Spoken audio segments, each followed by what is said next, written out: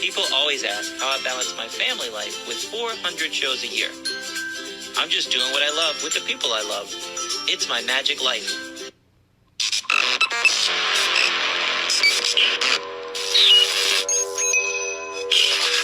I like Wes Iseli. I like everything about him. All right, guys, I am so excited about today's episode. I've been in talks with this guy. I think it was when I had like 60 inquiries come in all at once, and everybody wanted to be on the podcast. We now have 29 we have 29 different countries listening and tuning in every single week, and people wanting to be on the podcast. But this guy did not beg me. I begged him to be on the podcast. I want that known. This is a Vegas headliner, an awesome comedy magician. You may have seen him in one of his 3 Fool-less appearances. Everybody, it's Mike Hammer. What's up, buddy? How are you? How you guys doing? Good. We're doing all right, man. We're going on lack of sleep from shows. Shows are back, so late nights, early mornings. You know how it is. Oh, that's us. It was the same thing here.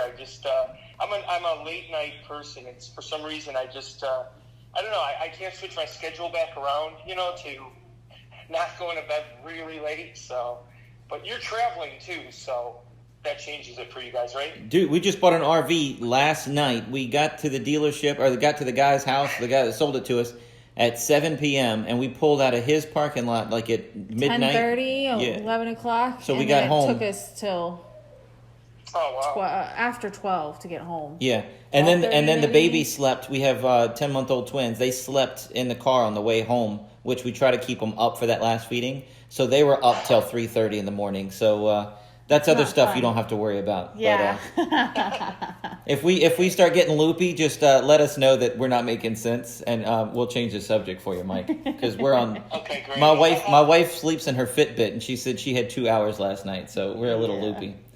But man, I'm so excited to have you on here. Thank you for doing this. Where are you from originally?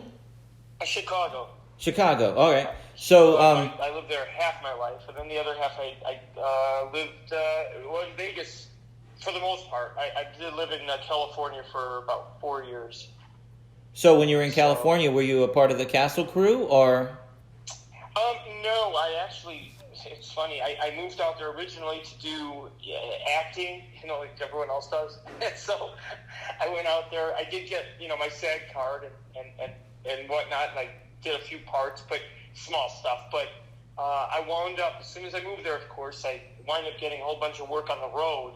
So I moved to California from Chicago, and then I wound up traveling back, east to just do a bunch of gigs at colleges for the most part. So, yeah. That's how it is. Once you go to L.A., everybody in Chicago wants to hire you now. It's Mike from L.A. We're going to get him for our college gig. Right? I think it's more that way for Vegas, actually, but yeah. It's crazy, isn't it? Yeah, I don't know why. I didn't get, I ended up doing touring colleges for about 8-9 years, so, that was different. So were you in Chicago, did you go to Magic Clubs? Did you hang out with Chesaday and Terry Evans Wood and that whole crew? Yeah, they were great. Yeah. Mm-hmm. And, it's funny because when I look back, I'm like, those were some really fun times because I didn't really end up joining any clubs out here like now, per se. I mean, I joined, but it's mostly, everything's online now. Then you used to go out and meet with people and talk to them. And then you'd go watch different magic shows there was Magic Incorporated. Okay, a yeah. magic shop in Chicago there, and they'd have different lectures all the time. Yeah, it was really fun. Wow. Saw a bunch of people back then, so it was fun. So I'm a kid, too, so it was exciting, I'm still a kid. No, you act like a kid. So, you know him. He knows me well. So, when you were doing the college thing, was that NACA, or were you independently booking? I joined NACA as soon as I found out about the college thing. I joined NACA, and it was kind of interesting because I grew up doing, although everyone knows me for performing at my stage show, I started with close-up magic. So I rented a booth at the convention, and I started doing close-up magic and doing really well. People, the kids with students, I guess, they would surround the booth and watch the close-up magic, and it was I did really well with that, and that's how I booked the stage show by doing that. You're like, oh, come here, and whatever, you would do card tricks or whatnot. So it was really it was fun. It actually became a big advantage for me. They ended up changing the rules later though, so because the other agents, other booths were complaining because we would get so many people. I went there with a buddy of mine. We drove, to the conferences and to wherever they were held, and we just get a ton of people surrounding the booths, and other agents would get really upset. Dude, so they ended up changing the rules. They're like, "Oh, we can't really have you doing booth demos like that." I had a similar story. We were doing the county fair for the Virginia State Fair Association, and Pepsi was my sponsor, so they had a energy drink. And they asked me to work their booth. I mean, I was an employee of them. They asked me to work their booth. But they said, I don't care. If you want to pitch, to get hired at county fairs, we don't care. We just want to hand out free Pepsi and free energy drinks. Get them over here. So I had a circle of people around me, and I got in trouble. And they were like, you didn't pay for a booth space. He's advertising out of your booth. And he's like, he works for us. We told him to do it. We're not selling anything. We're giving away free product. So it was a whole big thing. Yeah, they don't like it when you draw too much attention to the booth. That's funny. No, the booth likes it, but the other people did, right? Yeah, it's so funny. What ended up happening was I wound up getting an agent out of it because there's one of the top agents on the college circuit at the time. It was Joey Edmonds. They had comedians all over the country that were being booked. He approached us and said, hey, you guys want an agent? And I keep saying you guys, it was just me and a buddy of mine, that, hey, actually, hey, let's go do colleges. So he wound up being the driver for the most part, He didn't do magic? Your friend didn't do magic? No, he was not magic. No, we just decided we rented, an apartment together just at one point. During, I don't even remember. It was between jobs, obviously. And so I said, let's go do this thing. And we looked up the information. He would book me. Acting as a manager, basically. We would just call any college up. Oh, yeah, Mike's in town. And, we have a special deal for you because he's in the neighborhood, and then basically just stick a pin in a map and right. Call him, so we get this agent, though, and he hired us just so we wouldn't be competition, Wow. And so we're like, sure, but we want to book our own shows, too. He ends up signing us, but he never booked us for anything for, like, a while. Like, a whole couple months would go by, and we're like, you're not booking us for anything. He just wanted to stop us from working against him, And so we're like, come on, toss us something. And then he started getting us some jobs here and there, and that's how the college circuit kind of took off for me. So it was, it was hard, though. It was a different market.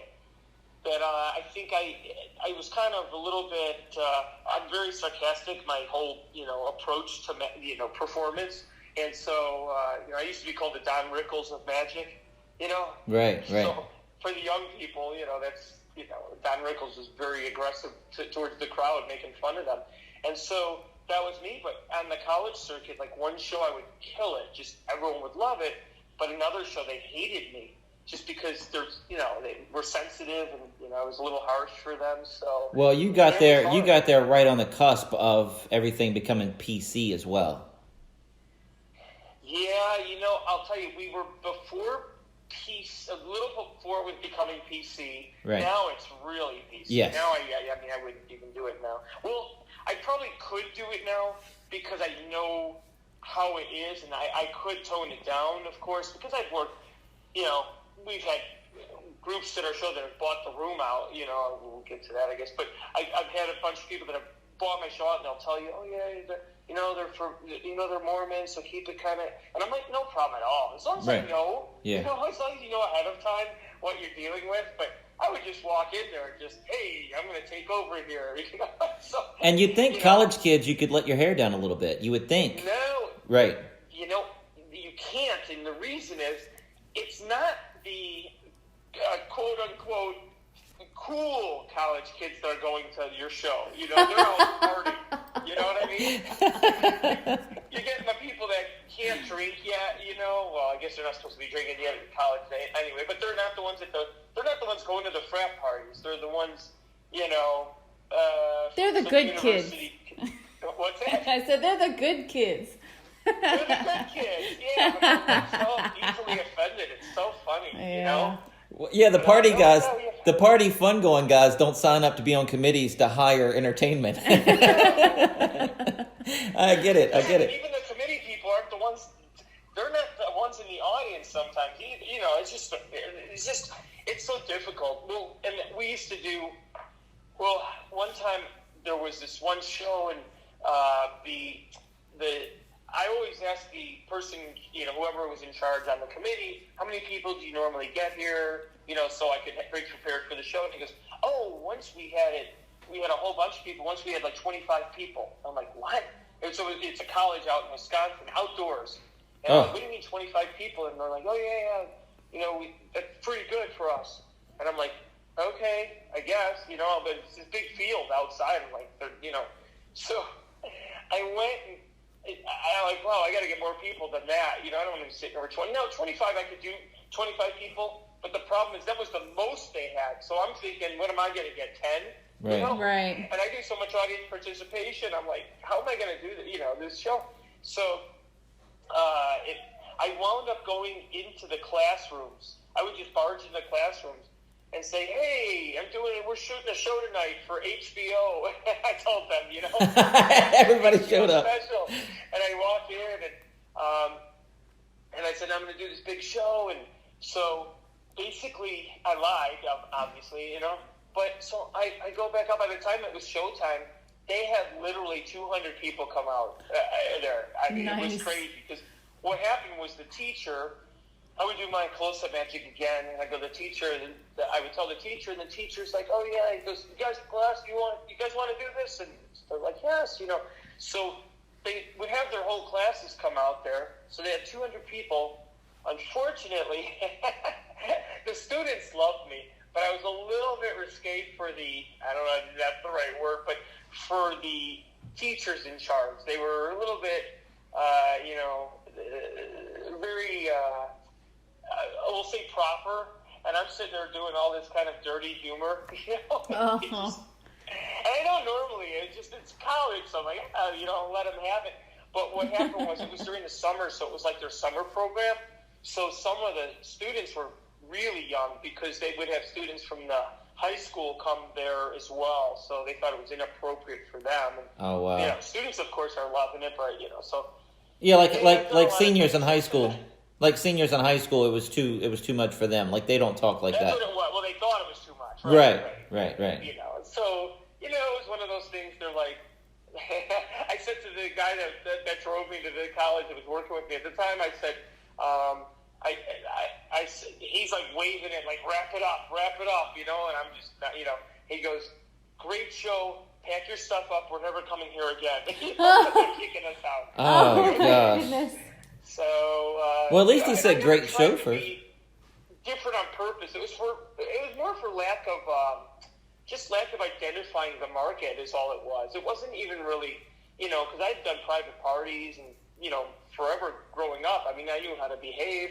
It's just you're like, oh, colleges, yeah. Right. You know. Well, and then they start laughing at something that's a little risque, so you go a little bit more, and then a little bit more, and now they're going crazy, and yeah. Well, and some of it, too, was because I had this picking on the audience type of approach where I would really pick on the crowd. It was, a lot of times, it was great if you pick on a guy. Like, you could have the whole crowd laughing. It would be a guy you're picking on. Then all of a sudden you bring a girl up there, and you'd say the wrong thing to a girl, you know? And the place would just turn on you. Yep. And it was just, you know. And I think what the crazy thing for me is just I kept doing it again and again, you know, just till I, you know, find the right school. You know, it takes a while to get your kind of your character down, I'll say, you know, or your style. Right. So, you know, it takes years. Sometimes people don't realize that, you know. Yeah. So you did the college market. How long did that last? It was about 8 to 10 years. I actually did it and then stopped doing it for a little while, and then I went back to it for a couple of years, and then I just didn't do it again. I think that's when it became really PC. When guys like Seinfeld were saying he can't even do colleges anymore, I'm like, Yeah. Seinfeld, really? So, Yeah. Yeah, that's a big thing. People just take blow it out and don't think of it. But Seinfeld is pretty clean, and when Seinfeld says it's too PC for him, that's like Disney bad. saying, Disney's saying it's too PC for Disney. Yeah. Yeah, right. Um. And I was like, how can he not do it? But I guess it is what it is. I don't know. Dark toast and light toast is too racial humor. It's too much. Yeah. So, you left there to go acting, or you left there, quit doing that to go to Vegas straight? I'm just trying to get the timeline. I wound up doing a teen comedy magic show for about almost 10 years. I had met a guy on the road. We were doing magic in bars for, it was interesting. So back in the day, I don't know if you recall when cigarette companies couldn't advertise anymore. Yeah. But, so we get a call from the marketing team for Marlboro, of all places. They're like, well, we can't market our cigarettes anymore in bars, so we want to send, we want to know if you'd like to go out and perform in bars doing, magic in these bars and, representing Marlboro, but we couldn't use any of their stuff. We couldn't use cigarettes or anything. We're like, this is a weird program, And I'm not a smoker, so I'm not really into any of that, but they offered like really good money, I'm like, oh, okay. So they would set up these like special little events in bars. It was kind of, kind of an odd thing. Just I didn't really understand the program, to be honest with you. Well, hold on. I'm trying to understand. So I have a degree in marketing. They want you to go in and do a Marlboro show without using cigarettes? Yeah, you couldn't mention cigarettes or anything like that. What they would have is certain bars they would call Marlboro bars, where they have the bar napkins which say Marlboro, things like that, in the bar, where they would stock their, this is when they first weren't allowed to do the cigarette thing anymore. I was thinking cigarette through quarter, and floating cigarette and all this different stuff. I'm thinking of what I would do for this gig, but now they don't want you using cigarettes. We couldn't do cigarettes, right? That's so crazy. What's that? It's just crazy. It's just I'm trying to understand the marketing behind this. Yeah, it was like, and I went there to promote cigarettes. They're like, well, you can't use cigarettes, but whatever. So I met this other magician through that, because he was hired through this program as well. So were some other guys that are still performing, now. So I don't know. I wound up presenting to him a team show idea. Hey, we should do a comedy team. Just we got along great. That was all it was, And so we put together a team show called Spike and Hammer, and it was funny because we didn't know what we were doing. I mean, I pretty much, I was the stage magician. He was mostly a close-up magician, but I taught him the other half of what we needed. Really, we were taking my show and turning it into a two-person show. We didn't know what we were doing, though. We just would go out there and, we did get hired, though. We got hired for a bunch of, the team thing was, the only time we had seen it prior to that was, Penn and Teller were doing team shows, but, before that it was like vaudeville days or, maybe Burns and Allen and whatnot. But, so we did the Dean Martin, and Martin and, Lewis? Martin Lewis. So we started all that old school stuff, and, we did this team show. Then we ended up meeting the Smothers Brothers, which was pretty crazy. And then they gave us some, some tips and information. And then we got hired to do this, of all places, this is the weirdest thing. We get hired to do magic in this strip club in Las Vegas. We're like, okay, we're just taking anything we could get. We get hired for this strip club in Las Vegas. And one of our friends ends up bringing Teller, who we met for the first time from Penn and Teller. Wow. They bring Teller, which was so That's weird having him in the strip club, So it's like, he just all smiles. Yeah, he's like, you guys are interesting. so we ended up becoming friends with him, right away, and and it just so crazy. So we did that for about almost 10 years. So who is Spike? It was a guy. He's still around. He does close magic. Rob Weinstock. Okay. He performs regularly at the castle, but he's got we'll call it a real job. So right. He's got a real job in sales. But we did that for a while, and then we did well, except it was there were different things going on where he started having kids and he couldn't travel as much, and it was just one of those weird things. And I'm like, okay, so then I ended up kind of going off on my own, doing my own thing. But sounds like Spike broke up the band, is what it sounds like to me.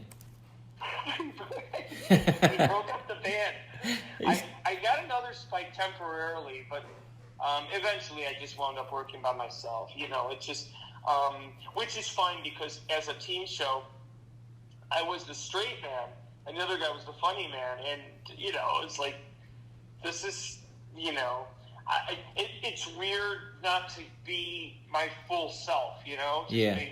Doing all the setups. Like, it's, I did it for the band, but, they needed the bass player, so, no, but I did all the straight stuff, and he was the funny guy, but, I'm more of that guy in real, in my show now, so it's, not the straight men in there, so, it was really fun. I enjoyed doing it, but I definitely like doing my show by myself now, so. So you ended up in your own headlining show in Las Vegas.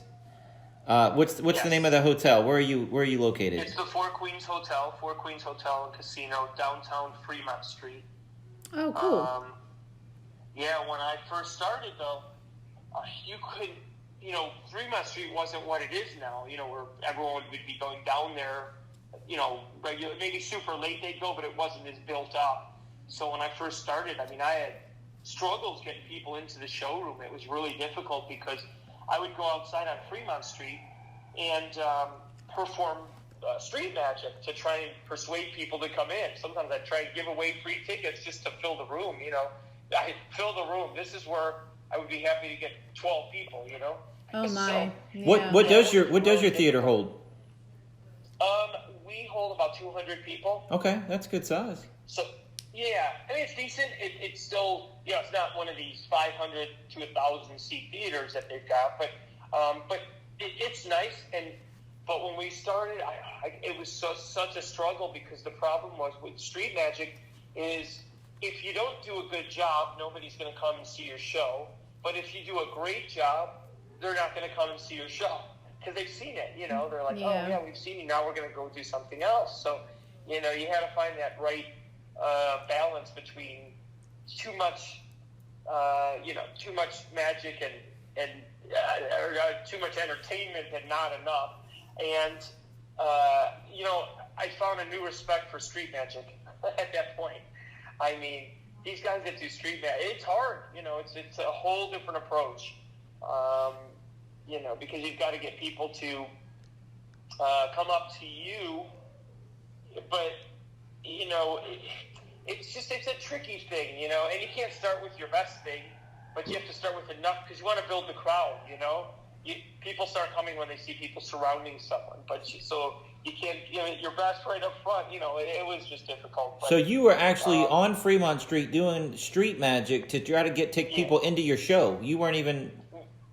Your pitch was come see my show. Exactly. You're the only person I've ever heard doing that.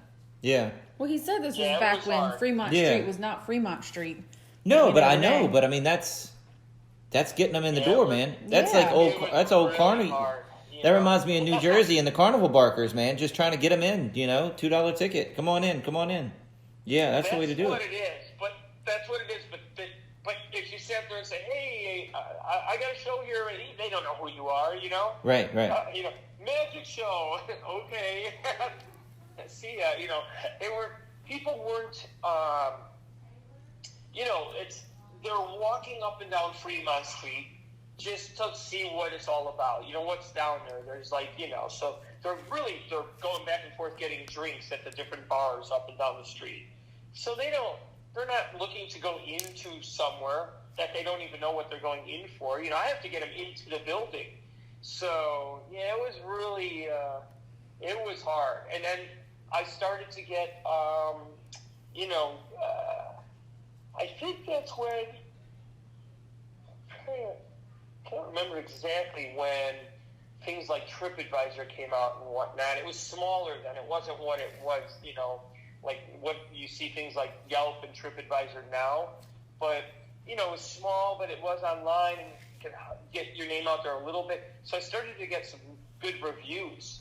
And all of a sudden, you know, people started hearing about me, word of mouth, and, you know, it did start picking up. But it took a couple of years before I started making any money. It was hard. I was still doing corporate work just to pay the bills, even though I'm doing a show in Vegas. So, yeah it was tough. Wow. So how long you been there now? I've been there over 11 years. That's fantastic, man. There you go. Counting the year and a half off that we for this pandemic. Don't mention that. Just 11 and a half years. It sounded good. Why you got down here? I should say not counting. Oh, there you go. Yeah, don't count that year. Yeah. That year you were lucky if you had anybody in there. One person walking by. Yeah, exactly right. So with that going on, you've been there for 11 years.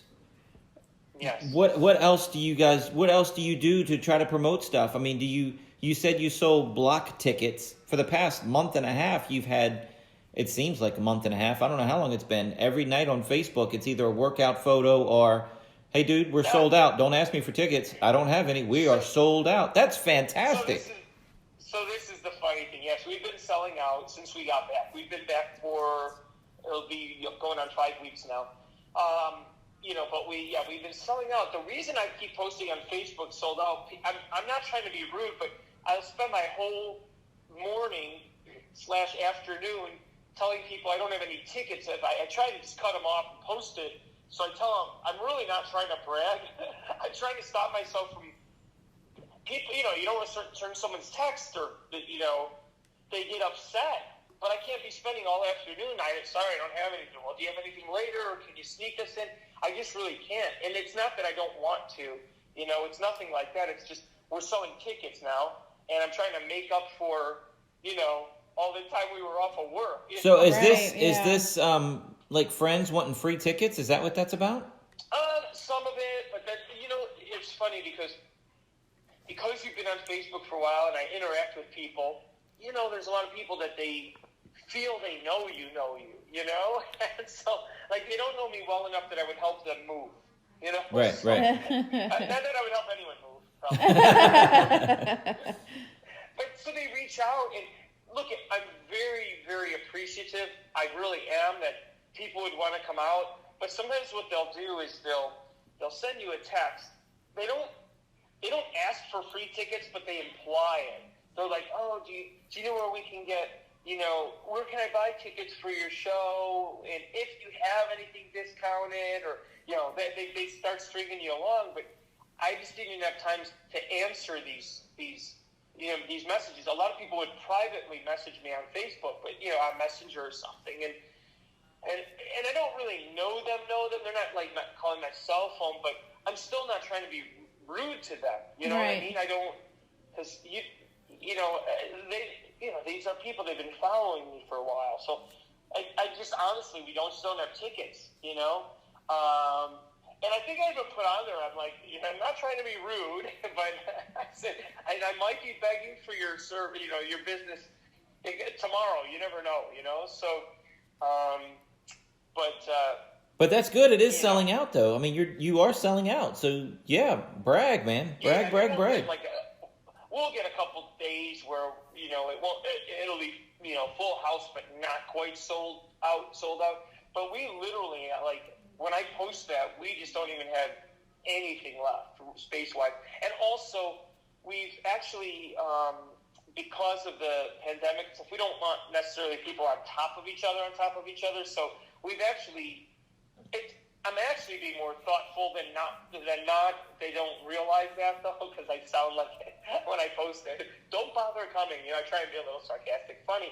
But we've probably, knocked out about 20 tickets that we're not selling just so that we can open up a little more space, because with the pandemic, we don't want people necessarily sitting on top of each other. So right. We're trying to do that to be, kind to the audience. But I try to stay away from posting any of that online. Yeah. People. So what else do you guys have? I mean, you have a lot of audience participation. I mean, the guy that comes up on stage, I mean, does he have to wear a mask the whole time? How does that work? No, we're able to do the show fairly normal as far as now goes. But the reason why some shows did open up right away and I didn't, because we still had there was a 20-foot rule. Yeah. And where you couldn't be within 20 feet of the stage, which is that's That's an orchestra half pit. Orchestra pits kill magic. It sucks the fun out of it. Oh, yeah. Yeah. I mean, you've done those shows where they have the dance floor in front of you and they don't put the seats there. It's just, what are you going to do? It's just a horrible. The audience feels like they're watching TV and they don't interact with you like you're right there. Once you back them up 20 feet. I don't know what it is psychological, but it always happens. Yeah, it's just, and it's not fun. They don't want to engage at that pace, Yep. And actually, one of the things I remember, I was rewriting my show a bit. I'm like, let me, rewrite this so I don't really have to act close with the audience. And that's timing wise why I reached out to you and asked you about the bit you did on Penn and Teller, with the coin. Yeah, man, I love it. I'm like, we could do that. I'm like, maybe that'll work. But other than things like that, where you can engage the group as a whole, it's very difficult to rewrite your whole show when you're so used to audience participation. Now all of a sudden,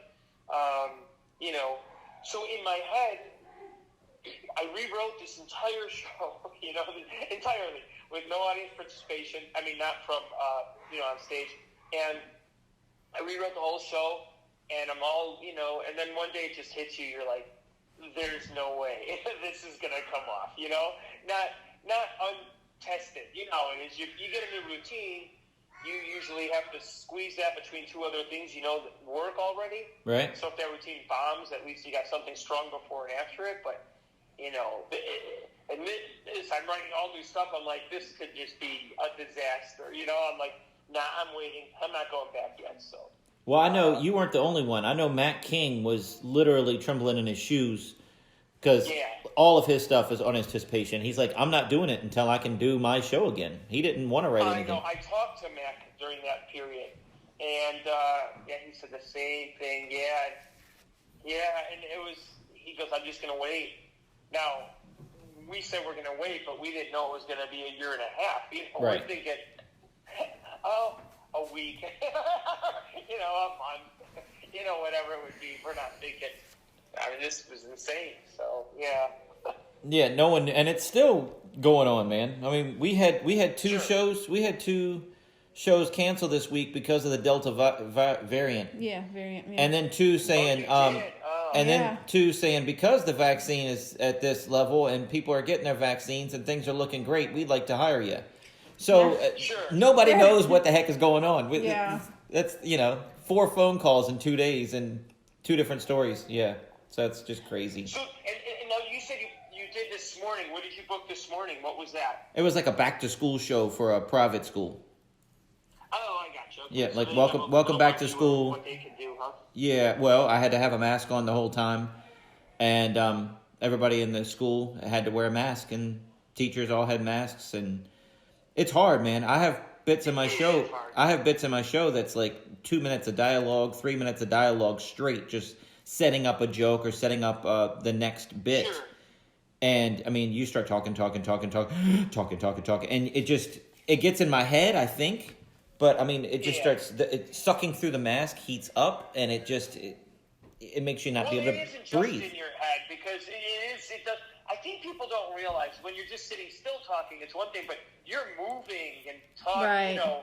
And I'm trying to amplify. It does take up your energy. I was going to the gym when we were doing that, and it's difficult, and people don't really realize, but when you're off, especially when you're off for a period of time, and you go back, you not to the gym, to doing shows, it is both a mental and physical type of muscle you have to build up again. It's it does, you do get the wind knocked out of you, and especially talking the way we do.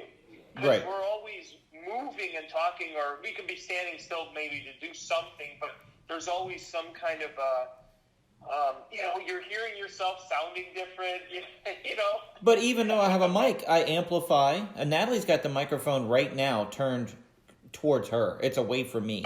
Because even if I'm wearing a lapel mic, I've worked so long without microphones, I guess. I don't know. I always try to enunciate and talk to the back of the room, whether I have a mic on or not. That's what I grew up doing. Yeah. So it's just, with that mask on, and then this thing happened, and this thing happened, and this thing, and then, it's hard, man. Yeah. So anyway, those masks are awful. It's the worst way to do a magic show, and they can't see your reactions in your face. They can't see. Yeah, that was the biggest problem with my biggest concern. And then if you go into clear mask, that thing fogs up. You know what I mean? That wasn't an option out here. We didn't do the clear mask here in Virginia. I never saw one, but that'd be crazy. That would be funny. That could be a funny bit though. Rake your fingers in there just to get eye holes. Yeah. Everything is so, and you adapt because you know what? We just love to perform. Right. And you have to. You do reach that point where, well, I've got to get back and do the show. Now, what's the thing now that's way different when this first started, is now everybody's used to seeing people wearing a mask. So it's not like a surprise where when it first happened, it's like, this is going to be really weird. Like, I don't want to be wearing a mask during my show, or they're the audience, we're not going to see them laugh. But now we've kind of become accustomed to it, so it became sort of an easier, I can't explain it other than it was really weird at first, But do you think... our show closed pretty quickly right when this thing got bad out here, it was March, 2020. So we didn't really have to do it with the masks, but I remember people were starting to people are getting sick, and I stopped doing the meet and greet after the show because I'm like, okay, I don't really, no one knew what was going on, Right, yeah. So you're just like, okay, I guess I don't really want to touch anybody anymore. So I was filming, the first I heard of COVID or anything, I don't watch the news. So the first I heard of it, I was on Penn and Teller March 4th. And the producers and the backstage crew were all from California. And they wouldn't shake my hand, but they would do elbows. And I'm like, I don't mind fist bumps. I'm very cool with fist bumps. That's fine. Sure. But an elbow greeting? What the heck are you doing? And then we filmed our thing on Fool Us, and we got on the airplane to come home, and I got a message, or I saw it on Facebook, that all buffets closed on my flight out of. So we were right there, right when it hit. Yeah. Yeah, that's when I filmed it too. It was the same time. In fact, they had called me to come on. I did the roast of Matt King. I was going to get to that. For that. Yeah. What's that? I was going to get to that next. I wanted to talk about that. But, go right ahead. But go ahead. So you filmed the same time. So I did the roast of Matt King, and then the producers, they said, hey, do you want to come on and do your thing? Yeah, I literally went on there with 5 days notice, and because what happened was, because I did the prior couple of years, whatever, and so, but they tried to put new people on for the most part, and so they saw me doing the roast, they're like, hey, do you want to come back again? Because they also had some travel issues. Remember, that's when the travel was kind of getting a little weird? Yeah. They were canceling certain flights and whatnot. So they asked me to come on, and I'm like, oh, yeah, cool. But so that's when I sold it, and then everything shut down after that. We were shut down with our show not more than, a week later, I think it was. So. Wow. Yeah. So, yeah, I mean, I knew of you. I'd heard of you. But I think the Matt King roast put you on the map. I think it was articles in Genie magazine. Everybody was just saying that you were the highlight of that thing, man. What did you do that night? So I got called to do the roast, and they called me up. They said, "You want to MC this thing?" And I'm like, and normally I'm like, it takes time to write that stuff out, And I'm like, but it's Matt. Right. So I'm like, yeah, of course, like, who's doing it, And it was, so I get called to do the roast, and now this was for Magiclife, correct? This was for the Society of American Magicians. Okay, yeah. Their big convention that took place in Vegas. Yeah. Okay. So what happened was, I basically here's what's funny. So Chris Kenner's on the thing, Nick DeFont, Michael Carbonaro. It was a really good fielding, Wes. So they had amazing Jonathan. But they asked us they told me, we got to keep it clean because there's going to be some kids here that are part of the, this organization. So, we got to watch our language and whatever, so on and so forth. I'm like, oh, okay, that's fine. But then Chris Kenner comes up to me before the show, I think with Nick, and he goes, we're going to really let them have it tonight, right? And I'm like, yeah, they told us about the language and this and that. And Chris is like, and they're like, oh, don't worry about it. Let's just go all out. Well, I'm thinking, yeah, but that's fine. But I'm the guy that opens up the show, the roast, So I'm like, it's up to me. I can make this thing go really bad. You know what I mean? If they turn on me, Right. It's going to get bad right off the bat. So anyway, and they weren't really that harsh. They weren't that harsh at all, So they're, and Penn's there, and and so it was pretty funny actually. It was really fun, and I did go all out. I didn't really worry about the language so much. It wasn't really so much that, but I was picking on. So Steve Bergazzi was there, right? And he's such a nice guy, but I didn't know him before that. All I knew is he had this program, I hate kids, that kind of thing, right? So I'm just thinking, okay, I'm going to rip on him. He'll be easy because, So I found out that he had, and I told the audience, and I said, hey, I want to take a moment for a second just to be a little bit serious, but a lot of people don't know this about Steve. I said when he was a kid, he got bit, by a dog, and which was true, he got bit by a dog, and he had to have his whole, he got his whole face redone, and I said he couldn't, had to relearn to speak and everything like that, and I said, so to come out here and, be an entertainer for a living is pretty nice. Should we give him a round of applause? So we all give him a nice round of applause. I go, and I go, my only question is, and then some people that know me are starting to laugh already. I go, my only question is, you had your whole face redone. Why would you choose that face? All the guys is laughing. And I actually felt bad later because he's the nicest guy. Oh. He's so nice. But he was laughing, and he just, But I got him. I said, Jonathan was there, Amazing Jonathan, and I said, boy, I didn't even write anything for Amazing Jonathan. I didn't think he'd be here. The only thing I have is his eulogy, So, Wow. So I'm picking on Jonathan, then fielding Wes. Oh, and I got Penn. I said, it was just Penn. Teller wasn't there, and I said, wow, Penn, it's so strange to see you here without your little buddy, Donald Trump. So I got that in there. Dude, this is great. So, keep them coming. Keep them coming. It felt like, what's that? I said, keep them coming. I'm loving this. Yeah, so I had all that. I'm trying to remember off the top of my head. And then I had, it was so funny. I had, so then it was with Mac. And I think, now Mac is a hard one to roast because, everything he does is so great, I forget what we said exactly for Mac. So funny that you forget now. You forget where you're.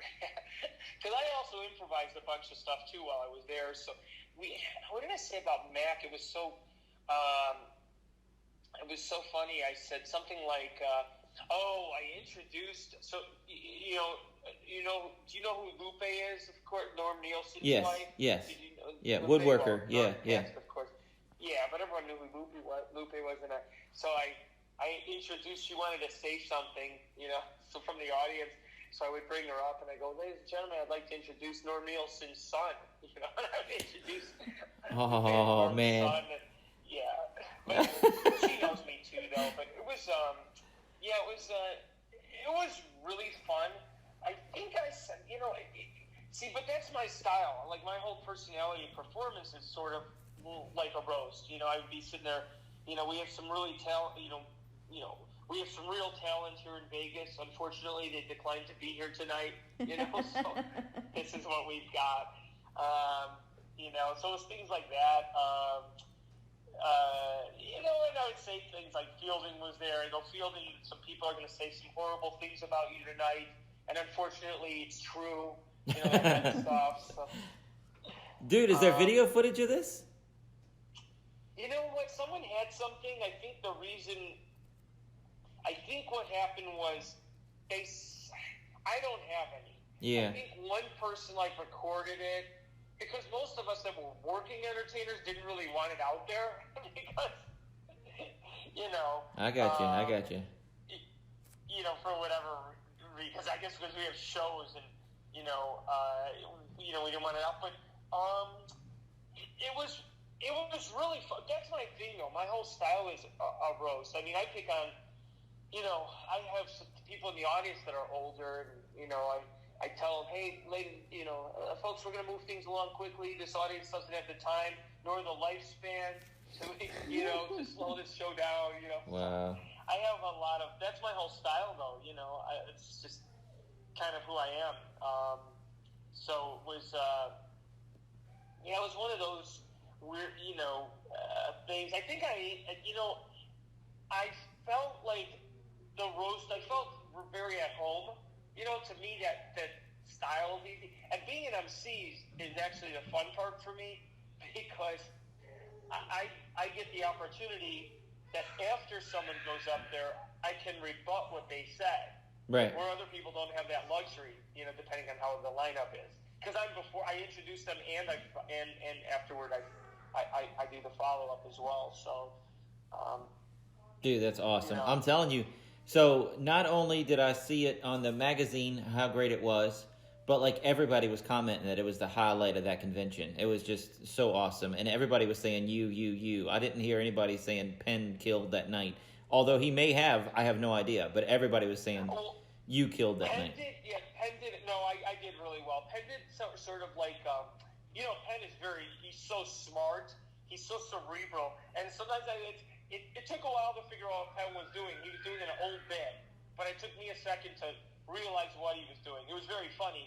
But it took me a second to realize, he's doing a bit here, Wow. So, he's so cerebral, look at, it's Penn. I think I did things with Penn. I said, what can you say about Penn Jillette that he hasn't already said about himself? That kind of thing. So it was... well, that line about Trump and being his little buddy, in case my listeners don't know, he hates Trump.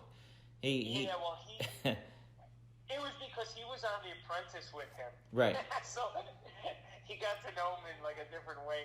And and it was funny because Penn went on The Apprentice. They do a lot for charity, Penn and Teller, and that's what he was on there to raise money for charity and awareness. And it was really, he's actually a great guy. Did you first meet them when you performed there, or did you meet them prior to that?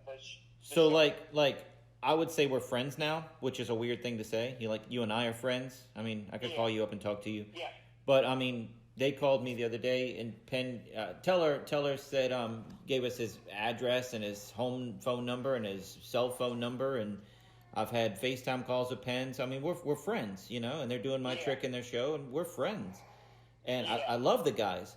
But, I mean, I'd met them before, but they had no idea who I was prior to me doing Fool Us. I'd met them at a meet and greet after a show and couple shows, but they had no idea who I was. Right. Yeah. They're actually they're great. They've done so many great things for the magic community that I'm very thankful of. That show that they do is amazing. You know, it's such a smart thing they put together. You know, the whole Fool Us. It was just, you know, I think every magician is so thankful that's around. You know, it's just fantastic. I think. You know? Well, it's done right, and every magician that gets on there has been vetted to be on that show. So, right. You know, when they go on there, they lather everybody in praise because they've been vetted. They've already weaned out the magicians that wasn't so good or needs to keep practicing. That's already been weaned out. They do a fantastic job. Now, Johnny Thompson was started, who passed, of course. Johnny was he mentored me in a lot of ways. Actually, I was very, very close with him. Wow, never got to meet him, man. It's a regret. Yeah. He was amazing, but he had made sure he didn't want to reveal the magic, so that's how they had to come up with that way of doing the code, you know? Right. And it's brilliant. I mean, it is funny though. The audience, people online have gotten very smart. Right. You know, they do. Some of these people, they do decipher stuff. It's pretty amazing, you know. But I've also had laymen come up to me and say, you know, what does it mean, a turtle method for a coin trick? I can't tell you this stuff, but I mean they're searching it. It's in their head and they can't figure it out. Yeah. Yeah. So we got about 10 minutes left. Let's. Well, your wife, she keeps talking. That's the problem. She's dozing off over here. I know it. No, you're awesome, man. I'm having a blast. I can't believe 50 minutes has flown by this quick. I'm just letting the two magicians have at it, you know. So that could be the title of this episode. Mike Hammer, my wife was dozing off. He lies. So he lies. TripAdvisor, that's really helped you out tremendously for your show. You're selling out nightly now. Yeah, there's 20 seats removed, but still, you're selling out nightly. You're doing great. What else can we do to get people to your show? What else can we do? I can't juggle or do a magic trick right now. What can they expect? What if they don't want to be picked on? How about that? What if you got somebody that says, I don't want to be picked on? Where can they sit? You know, people ask that to the guy that seats them. They say, hey, can you put us where we won't get picked on? And he's like, oh, he'll find you. No one's off limits, but